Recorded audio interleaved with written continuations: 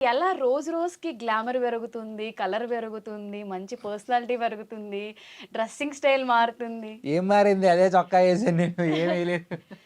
ఇంట్రెస్టింగ్‌గా I mean రీల్స్‌లో గూడా నేను చూస్తున్నా ఈ మధ్యన ఇంట్రెస్టింగ్‌గా బట్టలు వేయడం, కొంచెం క్రేజీ క్రేజీ పనులన్నీ చేస్తున్నావు చిన్న గదా! యాంకర్ అనేది అప్పుడప్పుడు చేశాను కదా, అందుకని చెప్పి కొద్దిగా ఇంట్రెస్ట్ చూపించాను. నువ్విప్పుడు యాక్టింగ్‌లో కాంపిటీషన్, హ్మ్. డాన్స్‌లో కాంపిటీషన్. హ్మ్. మాలాంటి యాంకర్స్‌కి స్పేస్ ఇవ్వకుండా దాంట్లో గూడా కాంపిటీషన్ వస్తే ఎలా చెప్పు? లేదు, యాంకరింగ్ నేను ఎప్పుడు కాంపిటీషన్, నేను ఓన్లీ యాక్టరే ఇప్పటికీ. అదొక చిన్న నా లైఫ్లో ఒక చిన్న ఇంకొక జర్నీ అంతే, అది అంతకుమించి పెద్దగా ఏం లేదు. ఏం లేదు. నీ ఫ్యాన్స్ అందరూ నువ్వు ఏది చేసినా యాక్సెప్ట్ చేస్తారు కాబట్టి, ఇప్పుడు నువ్వు యాంకరింగ్ స్టార్ట్ చేసిన తర్వాత ఆ, అమర్ అన్న అసలు సూపర్‌గా యాంకర్ కూడా చేస్తున్నాడు. ఆ. ఈ షో మంచిగా హిట్ అవుతుంది అంటే దానికి రీజన్ అమర్ అనే టాక్ విన్నప్పుడు యాస్ ఎ ఫ్రెండ్‌గా నేను చాలా ప్రౌడ్ ఫీల్ అయ్యాను. నీకెలా అనిపించింది? అంటే బేసిక్ ట్రైయే అది. సురేష్ గారు డైరెక్టర్, సురేష్ గారికే మెయిన్ ఇదంతా క్రెడిట్ ఇవ్వాలి. ఎందుకంటే నేను చేయలేననే ఫస్ట్ చెప్పాను. ఆల్మోస్ట్ 3 months నేను చేయలేనన్నా, నాకు వద్దు, అమ్మో నాకు భయం, నేను స్టేజ్ మీద మాట్లాడలేను. కంటెంట్ అంటే చేయగలం, డాన్స్ చేయగలం, యాక్టింగ్ అంటే యాంకరింగ్ కష్టం. లేదు లేదు మేము చేయించుకుంటాం, నీకెందుకు, నువ్వు రా అమర్ అని చెప్పి తీసుకెళ్ళి మెల్లగా ఆ ఇయర్లో పుష్ ఇచ్చి దానికి సపోర్ట్ చేసి. అండ్ నేను కొత్తగా అయితే నేనేం ట్రై చేయలేదు, యాజ్ యూజువల్గా. I'm happy to say like Sreemukhi అక్క, హ్మ్. ప్రదీప్ అన్న, హ్మ్. సుధీర్ అన్న, రవి అన్న, హ్మ్. ఝాన్సీ గారు, సుమ గారు, వీళ్ళందరూ ఉన్నారు కదా. సో వాళ్ళందరినీ అప్పుడప్పుడు చూస్తూ ఉంటాం, వాళ్ళతో షోలు చేస్తూనే ఉన్నాం కాబట్టి అన్నీ all mix curry all mix curry. అంతే. వెజిటబుల్ బిర్యానీ. అంతే, ఓకే. ఏం కొత్తగా ఏం లేదు. ఎందుకంటే మనం కొత్తగా ట్రై చేయాలని ఎప్పుడు చేయకూడదు. హ్మ్. మనం చేసే దానిలో కొత్తదనం కనిపిస్తే చాలు. ఓకే. సో, ఇప్పుడు నీ లుక్ చూస్తే నాకేమనిపిస్తుందంటే, జూనియర్ రవితేజ లాగా హెయిర్, నీ మేనరిజమ్స్ అంతా నాకు కొంచెం అలా అంటే ఆయన ఫ్యాన్ నువ్వని అందరికీ తెలుసు. బట్ దాన్ని ఓన్ చేసేసుకున్నావేమో అనిపిస్తుంది రవితేజ గారిలో. అది చిన్నప్పటి నుంచి ఇష్టం కదా, అది హ్మ్. మామూలు. ఇంకా ఆయన గురించి ఎంత చెప్పుకున్నా, ఎన్ని ఇంటర్వ్యూస్లో చెప్పినా, ఎన్ని స్టేజ్ మీద చెప్పినా అది అంతే. హ్మ్. అయితే ఆగస్ట్ 9th సో బోనాల్ ఈవెంట్లో ఒక సాంగ్ వస్తుంది, యెస్. ఇరుముడి. హ్మ్. అప్పుడు తెలుస్తుంది. పూనకాలే. అప్పుడు రియల్ అంటే చాలా రోజుల తర్వాత నేను కూడా చాలా ఇష్టపడి చేశాను. హ్మ్. ఆ లుక్స్ కానీ ఇంకా ఏవి రివీల్ చేయలేదు, ఓకే. రివీల్ అయితే నువ్వు చేసావు అని తెలుసు. అలానే పెర్ఫార్మెన్స్ గూడా బాగా చేసావు. డాన్స్ బాగా వచ్చింది, చేసావు అని చాలా చెప్పి. బాగా వచ్చింది. ఎందుకు అంటే రవితేజ గారి సాంగే చూస్ చేసుకోడు. 'ఇరుముడి' సాంగ్ అసలు ఆ రవితేజ గారు చేసిందే చాలా హిట్ అయింది. హైలైట్ అయింది. దాన్నే నువ్వు చూస్ చేసుకొని ఎందుకు తీసుకున్నావు? బేసిక్గా అంటే అయ్యప్ప సాంగ్ అంటే నాకు దేవుడు అంటే ఐఎమ్ సో డివోషనల్, అంటే హ్మ్. కొద్దిగా ఎక్కువ కనెక్ట్ అవుతాను, బాగా తిరుగుతూ ఉంటాం టెంపుల్స్ కానీ ఏదైనా కానీ, నేను బాగా కనెక్షన్ ఉంటుంది. హ్మ్. సో అనుకోకుండా అయ్యప్ప బాగా కనెక్ట్ అయ్యేసరికి, సో అదే మా గురువుగారు కూడా చేయడం, నేను కూడా అది ఎప్పటికైనా చేయాలనుకున్నాను. ఒక సందర్భం, సమయం వచ్చింది, సో జరిగింది అది. ఓకే. సో, నాకు తెలిసిన అమర్ ఏంటంటే, చిన్నపిల్ల మైండ్ సెట్, చిన్నపిల్లోడి మైండ్ సెట్. కిడ్‌లా ఉంటావు. నిన్నెక్కడున్నా చుట్టూ ఉన్నవాళ్ళు ప్యాంపర్ చేస్తూ ఒక పిల్లాడిలా చూసుకుంటూ ఉన్నాం. ఇన్ని ఇయర్స్ మేమందరం. బట్ రీసెంట్‌గా నేను ఒక వీడియో చూసానురా నీది. లైక్ ఎలా అంటే మోటివేషనల్ స్పీకర్ లాగా చాలా పెద్ద పెద్ద వర్డ్స్ చెప్తున్నావు. లైఫ్ అవునా? అంటే ఇలా ఉంటది. ఎప్పుడు చెప్పానే? నేను చూసానురా. నీకు అప్పుడప్పుడు షేర్ చేస్తూ ఉంటా. కర్మ అనేది ఒకటి ఉంటది. లైఫ్‌లో ఎప్పుడు దేవుడు ఉంటాడు. అది ఇది అని చెప్తుంటే అసలు ఎంత కిడ్‌లా ఉండేవాడు ఇంత మెచ్యూర్డ్‌గా ఎలా అయిపోయాడు అని. అంటే అలాంటి మాటలు నువ్వు మాట్లాడావు అంటే నీకు ఓన్ ఎక్స్‌పీరియన్స్ కూడా అంతే అయ్యుండాలి గదా! హ్మ్. కార్మిక్ స్టేజ్ అంటారు దాన్ని. అంటే ఒక స్టేజ్ తర్వాత ఇంకా ఆలోచించడానికి ఏమి ఉండదు. హ్మ్. సో మన గురించి మనం ఆలోచించుకోవాలని మొదలెట్టినప్పుడు హ్మ్.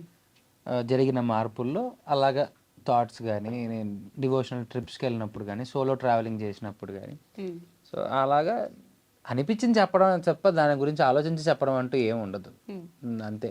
కానీ నీకే హ్యాట్స్ ఆఫ్ చెప్పాలి. 8 నెలల నుంచి చాలామంది ట్రై చేశారు నన్ను కెమెరా ముందు తీసుకురావాలని. హ్మ్. నువ్వు పిలిచావు కాబట్టి నేను నీకోసం వచ్చి కూర్చున్నాను ఈరోజు ఇక్కడ. Thank you so much. అంటే బేసిక్గా రాను అన్న చాలా మందికి ఇప్పుడు అంటారు, ఇప్పుడు మేము పిలిస్తే రాలేదు కదన్నా నువ్వు. తన నా ఫ్రెండ్, కొన్ని సంవత్సరాల నుంచి మేము కలిసి ఉన్నాం. కొన్ని సంవత్సరాలు ఎదిగేటప్పుడులో పడిన కష్టాలు కానీ అవన్నీ మాకు తెలుసు, అండ్ ఎంజాయ్ చేసాం. కష్టాలు అని చెప్పకపోయినా కానీ ఆల్మోస్ట్ మేము మేము మేము పబ్బులు తిరిగాం, అన్నీ తిరిగాం. ఆల్మోస్ట్ ఎక్కడెక్కడ తిరగాలో సినిమాలు తిరిగాం, అన్ని ఆడిషన్లు తిరిగాం, అన్నీ చేసాం. బట్ ఎందుకు రాలేదు అని ఒక క్వశ్చన్ వచ్చింది కాబట్టి చెప్పాలి కాబట్టి చెప్పేస్తుంది. నేను సుమతి శతకం తర్వాత నేనేమీ చేయలేదు, కొత్తగా నేనేమీ చేయలేదు. ఎప్పుడు మొదలవుతుంది అనేది ఇంకా తెలియదు. మొదలవుతుంది, హ్మ్. మొదలు పెడుతున్నాను, మొదలవుతుంది. హ్మ్. బట్ కాకనే నేను వచ్చి ఇక్కడ కూర్చొని నా గురించి నేను అది చేశా, ఇది పీకా అని డబ్బా చెప్పుకోవడం నాకు ఎందుకో ఎంత ఎక్కలేదు, నాకు వద్దనిపించింది. అందుకే ఎవరేం అడిగినా కానీ నేను రాను అని చెప్పాను. నా ఫ్రెండ్ కోసం నేను రావాల్సి వచ్చింది తప్ప ఇక్కడ నేను ఆ సెల్ఫ్ డబ్బాలు కొట్టుకోవట్లేదు. బికాస్ నేను ఏదైనా రావాలి చెప్పాలి అంటే ఫస్ట్ నాకు నేను ఏం చేస్తున్నా అనే విషయం నాకు తెలియాలి. ఒకటి ఏదైనా మాట్లాడుతున్నా అంటే దానికి నేను మాట్లాడడానికి నేను దానికి అర్హున్నై ఉండాలి. అందుకే ఊరికే అనవసరంగా వచ్చి కనపడి ఏదో మాట్లాడి ఏదో చేశాడు, ఏమీ లేకపోయినా ఏదో వీడు ఏదో చేసేస్తున్నాడు వద్దు. నిజంగా చేసినప్పుడు కనిపిస్తే దాని విలువ ఉంటుంది, ఏమీ లేకుండా కనిపిస్తే ఎప్పటికీ విలువ ఉండదు. ఇది నేను నమ్మే సిద్ధాంతం. ఇది నాకు మాత్రం వర్తిస్తుంది, మిగతా నాకు సంబంధం లేదు. సో నిన్ను పాయింట్అవుట్ చేయడానికి కూడా ఎక్కడా లేదు, ఎందుకంటే అమర్ పడిన కష్టాలు డే 1 నుంచి తినడానికి ఫుడ్ ఉన్నా లేకపోయినా కూడా ఫుడ్ తినడం అయినా స్కిప్ చేస్తాడు, కానీ పలానా చోట ఆడిషన్ ఉంది అంటే ఏ టైం అయినా వెళ్ళడం మాత్రం మానేవాడు కాదు.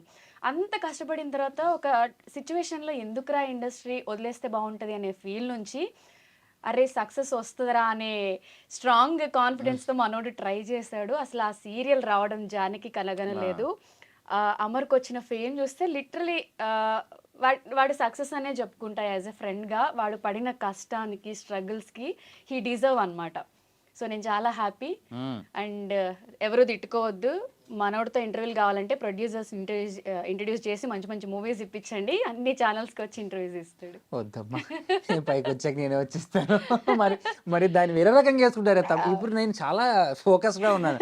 ఏదైనా ఇది మాట్లాడాలనుకో దీని కింద వేసేస్తారు. నేను ఏదో ఒక నోరు దూడ ఏదో మాట్లాడినాను అనుకో, దాన్ని తీసుకొని తిప్పుతానే ఉంటారు. ఎప్పుడు ఏం చెయ్యకపోయినా కూడా నీకు డే 1 నుంచి అది అలవాటే తిప్పుతారు. అందుకే ఏది మాట్లాడుకోకుండా సైలెంట్గా ఇంట్లో ఉన్నాను.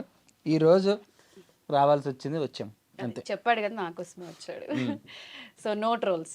సరే అమర్, అసలు జానకి కలగనలేదు సీరియల్ నీ లైఫ్ లో లేకపోతే పాటికి అమర్ ఎక్కడ ఉండేవాడు, ఏం చేస్తుండే? ఏం చేస్తాడు, అయ్యే ఎతుకుతాను. అదే ఆబ్వియస్లీ నాకు అంతకుముందు నేను సీరియల్ చేశాను కదా, సో మేబీ ఇంకొక సీరియల్ వచ్చేది. బట్ ఏంటంటే సినిమా కోసం తిరిగాను కాబట్టి మేబీ ఏదో జూనియర్ ఆర్టిస్ట్గానే వెళ్ళేవాడిని. తప్పేముంది, అప్పట్లో తిరిగేవాళ్ళం. ఏదో జూనియర్ ఆర్టిస్ట్గానే వెళ్ళేవాడిని, చేసుకుంటూ అట్లా సినిమాలో అయితే ఉండేవాడిని అంతే. ఎక్కడికి పోను. సెలక్షన్ టీంలో ఉన్నా ఉంటా, యాక్టింగ్ టీంలో ఉన్నా ఉంటా, దాంట్లో ఉంటాను. నీలో ఉన్న ప్లస్ ఏంటంటే ఎవరైనా నీకు లైఫ్ చూపించినా, ఎవరైనా నీతో ట్రూగా ఫ్రెండ్షిప్ చేసినా, వాళ్ళు ఎలాంటి సిచ్యువేషన్లో ఉన్నా నువ్వు వదలు. అది నీ క్లోజ్ సర్కిల్కి మాత్రమే తెలుసు. సో అలా మానస్ అన్నకి నీకు ఉన్న బాండింగ్ గురించి? అయ్యో అది చాలా లాంగ్ అండ్ ఎండ్ లేని ఒక బోర్డు అది మా ఇద్దరికి. అంటే చాలాసార్లు ఎన్నిసార్లు చెప్పుకున్నా తక్కువే. చాలామంది అనుకుంటారు, రీసెంట్ మేము బీబీ జోడీ చేసినప్పుడు కూడా ఒకరికొకరు అబ్బా పోటీ అని. మేమిద్దరం మాకు పోటీ కాదు, మేమిద్దరం ఉంటే మాతోనే వేరే వాళ్ళకు పోటీ. వీళ్ళిద్దరు ఉన్నారే అని చెప్పి అనుకుంటారే దాన్ని. ఏ రోజు నేను వాడు అరే వీడున్నాడే, ఎట్లా వీడున్నాడే, ఇది చేస్తాడే, ఏముండదు. ఆడి స్ట్రెంగ్త్ ఆడితే నా స్ట్రెంగ్త్ నాది. మా ఇద్దరు స్ట్రెంగ్త్లతోనే ఆపోజిట్ వాళ్ళకి ఉన్నారా అని వాళ్ళు ఫీల్ అవ్వాలి తప్ప మాకు ఏ రోజు అలాంటిది ఎప్పుడూ లేదు. ఇన్ కేస్ మళ్ళీ గుర్తు చేసుకోవడానికి ఏం లేదు చెప్పడానికంటే, అంతే వాడంతే ప్రాణం అంతే. ఇంకా దాంట్లో సింపుల్ లైన్, ఒకటే లైన్ అంతే, వాడంటే ప్రాణం అంతే. వాడికి ఏదైనా సరే నేను ముందు నించుంటాను. వాడు నా కోసం ముందు నించుంటాడు ఎప్పటికైనా కానీ. ఎందుకంటే ఎప్పటికీ చెప్పుకుంటా ఆ రోజు నుంచి ఈ రోజు వరకు మధ్యలో నేను ఉన్న స్టేజ్లో నుంచి నన్ను తీసుకొచ్చి బయట పెట్టిండేదైతే వాడే, నిలబెట్టింది కూడా వాడే. Okay. And for more videos, please subscribe to iDream channel. Subscribe to iDream Media. Please subscribe to iDream. Please subscribe to iDream. Please subscribe iDream. And please subscribe to iDream. For more videos, subscribe to iDream. please like, share and subscribe to the channel. Congratulations, iDream. Subscribe to iDream. Subscribe to iDream. So subscribe to iDream Media. iDream ki iDream team andarki huge congratulations. Please subscribe iDream Media. Please subscribe to iDream. Subscribe iDream. Please subscribe to iDream. iDream అంటే నా కళల channel subscribe చేసుకున్న నోరు తిరుగుతలేదు, మీరైతే గంట గుర్తు కొట్టండి. For more such videos, please subscribe to iDream. Subscribe to iDream. Please subscribe to iDream. Please subscribe iDream Media. Please do subscribe to iDream. Please subscribe to iDream Media. For best entertainment and information, please subscribe iDream. And don't forget to subscribe to iDream.